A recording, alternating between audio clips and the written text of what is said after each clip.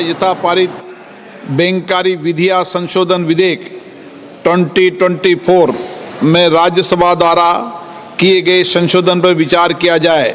जो सदस्य इसके पक्ष में हाँ कहें, जो सदस्य विरोध में ना कहें।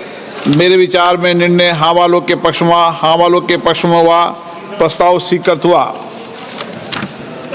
अब मैं संशोधनों को सभा के मतदान के लिए रखूंगा। प्रश्न ये कि लोकसभा द्वारा यथा पारित विधेयक में राज्यसभा द्वारा किए गए संशोधन संख्या 1 और 2 को स्वीकृत किया जाए। जो सदस्य इसके पक्ष में हाँ कहें, जो सदस्य विरोध में ना कहें। मेरे विचार में निर्णय हाँ वालों के पक्ष में संशोधन स्वीकृत हुआ।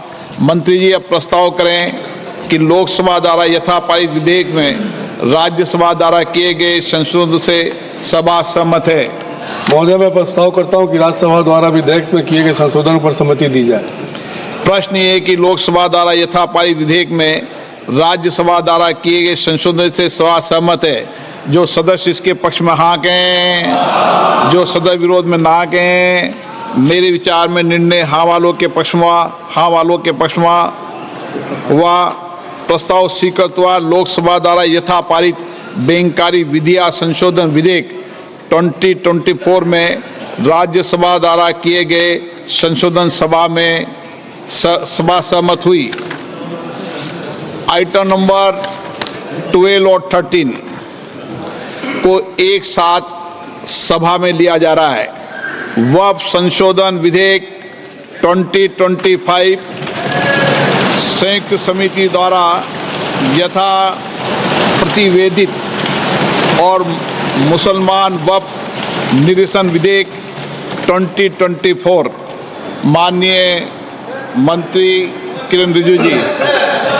সরাসরি লোকসভা ছবি দেখছেন আপনারা। লোকসভায় আজ আগামীকাল রাজ্যসভায় পাস হয়ে যাওয়ার পরেই পেশ হওয়ার পর যদি পাস হয়ে যায় তাহলে ওয়াকিফ সংশোধনী বিল, কিন্তু তার আগে আলোচনার পরিসর খোলা রাখতে চাইছে সরকার। আমার সঙ্গে মৈত্রী রয়েছেন সরাসরি। মৈত্রী, কদিন পরে বিহারে ভোট, যেখানে নীতিশ সরকার রয়েছেন এবং এই তার ক্ষেত্রে সংখ্যালঘু ভোটটাও একটা ফ্যাক্টর বটে। সেটা মাথায় রেখেই নিঃসন্দেহে এই আলোচনার জন্য 8 ঘন্টার একটা রাস্তা খুলে দেওয়া হলো। কিন্তু পাশাপাশি একটু আমি তোমার থেকে জেনে নিতে চাইব যে বারবার বিরোধীরা অভিযোগ করে যে কোনো বিল সংখ্যার জোরে নাকি এনডিএ পাস করিয়ে নেয়। এক্ষেত্রে অঙ্কটা কীরকম রয়েছে?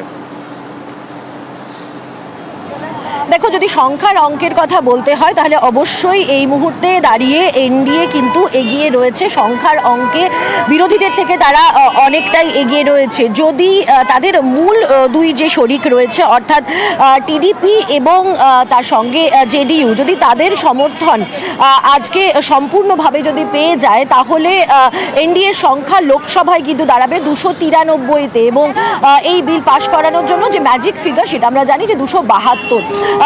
অন্যদিকে যদি রাজ্যসভার দিকেও তাকানো যায় তাহলে রাজ্যসভাতেও কিন্তু 126 এনডিএর সাংসদদের সংখ্যা এবং যেখানে ম্যাজিক ফিগার হচ্ছে 119।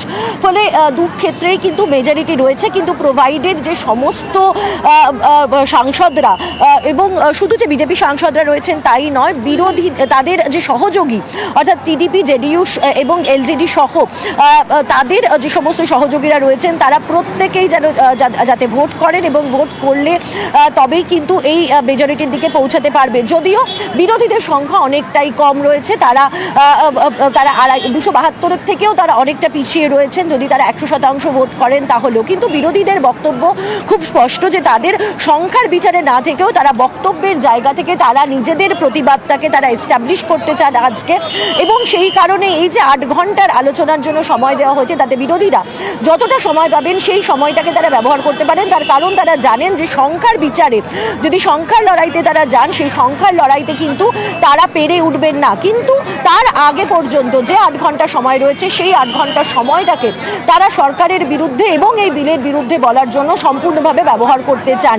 এটাই আপাতত বিরোধীদের স্ট্র্যাটেজি। অতনু, ধন্যবাদ মৈত্রী। সরাসরি সে ছবি দেখছেন লোকসভার ছবি। ওয়াকফ বিল নিয়ে সেখানে আলোচনা টেবিল হওয়ার পর এবার আলোচনা তো এই প্রসঙ্গের মাঝেই একবার চট করে আমাদের রাজ্যের বিজেপি